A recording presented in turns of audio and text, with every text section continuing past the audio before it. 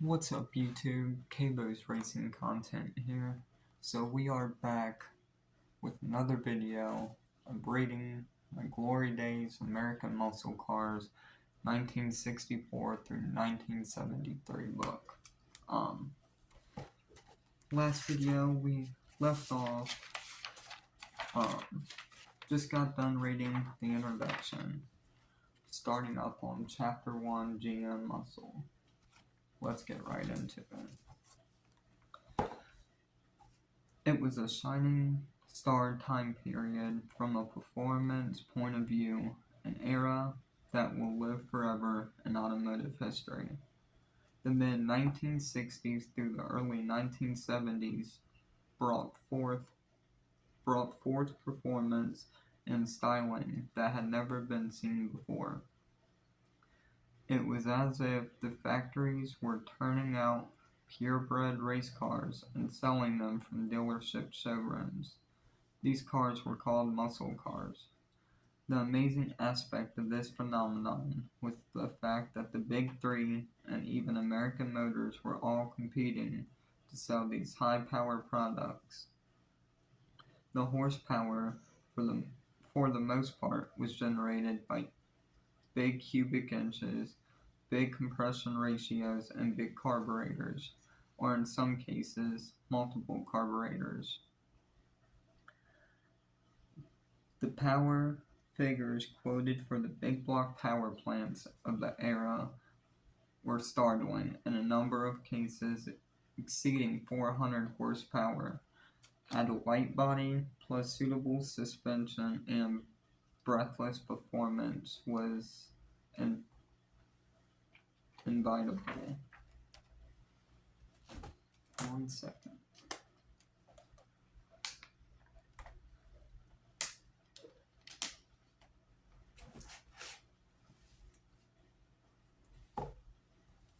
So, here's this page.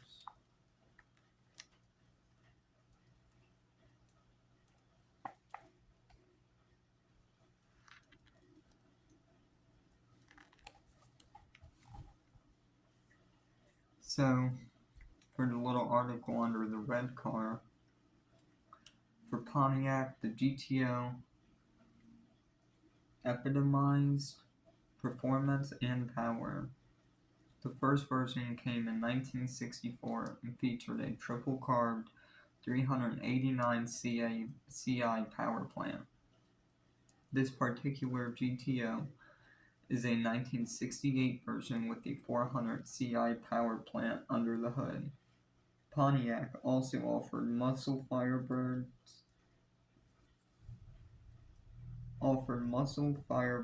and Trans Ams with outstanding performance capabilities. So that was under this little article right here. I'm gonna read this one, then I'll read the one down here, then I'll read the rest of this. So, it says, Buick surprised everyone when it decided to build muscle cars. This 70 GS Stage 1 was one of the top Buick performance machines. Then for the car on the bottom, the Chevy division offered muscle car engines in its Chevelle, Nova, Corvette, Camaro, and Monte Carlo models. This 417 Chevrolet Office Production Order Camaro, also known as COPO, was a low production model rated at 425 horsepower. So now for the big reading of it.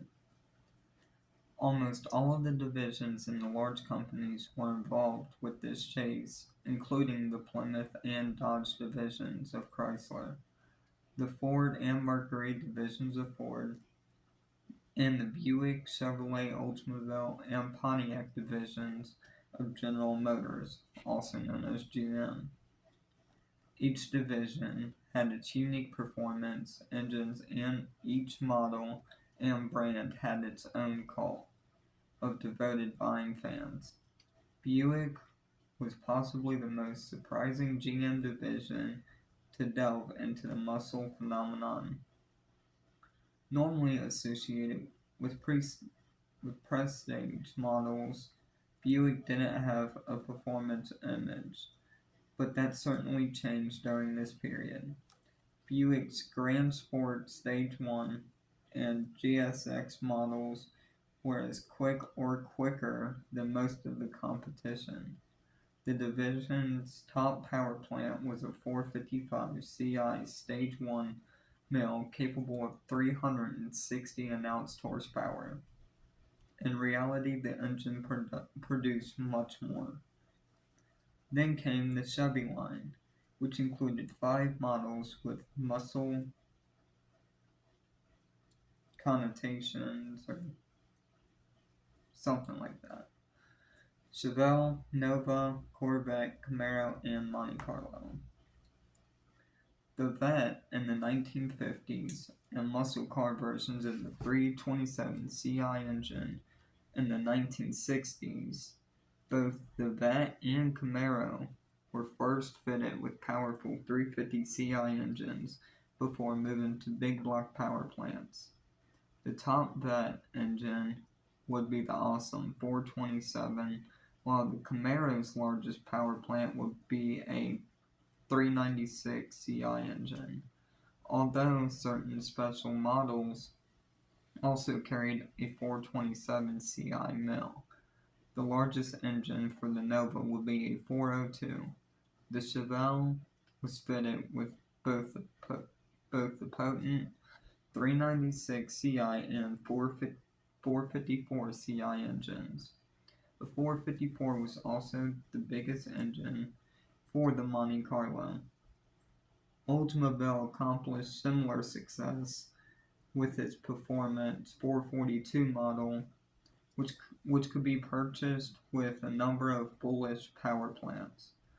The 442 was fitted with a number of different engines up to a 455 with 365 horsepower. So now on to this page, I'll read this little article and then all of this. It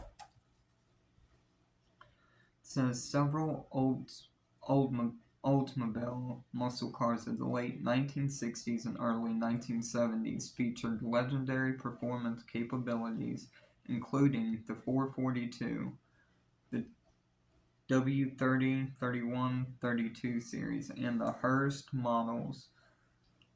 Shown is a 70 442 W30. Now for the bigger article. There were a number of performance W modifications to the old muscle cars, including the W30, W31, and W32 versions, with featured upgraded looks and power plant performance tweaks. The top engine was the W30 with 370 horses.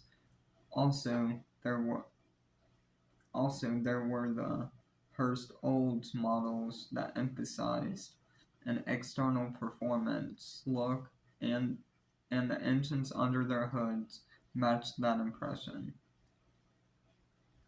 Pontiac had long been associated with motorsports and high performance, so its entry into the muscle car fray was easy and expected. Its performance image was established earlier with the heavy Grand Prix models of the early 1960s. With multi-carb 428 power plants, the Grand Prix models were killer machines. But for most, the Pontiac muscle car image was initiated with the GTO family, first introduced in 1964 with the vaunted triple carb power plant. The engine size will continue to grow to 455 cubic inches during its heyday. There was also a flashy version of the GTO called the Judge that attracted a ton of attention. The Judge had the same engine as the GTO, but this version was a looker. In 1967, Pontiac added another star to its muscle car galaxy with the potent Firebird Trans Am family, a sporty model with genes that tied it to the Chevy Camaro. The model introduced big-time power to the sports car set. Performance was definitely the name of the game, with a family of Ram Air 400 cubic inch engines, followed by even more powerful 455 CI engines. The most powerful version of the 455 CI engine was the so-called 455 Super Duty, that was out and out a pure racing engine. The Super Duty remains one of the most desired collectible muscle engines to this day. What a performance era it was, and GM was right at the forefront. Buick transforms its image. Considered straight-laced and conservative, Buick cars were normally thought of as heavy four-door monsters. In the mid-1960s, it was an image that Buick was trying to shake. A Buick may very well be the family car that you grew up with. A Buick represented solidarity, and in the minds of some, it was an indication of a person's success in business.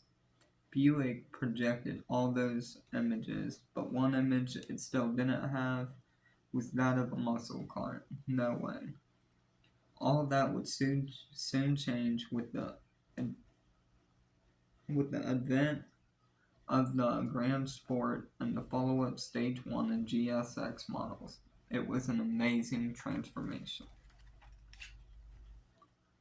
So, when we come back, do the next video on this book, I'm gonna start off on page 12.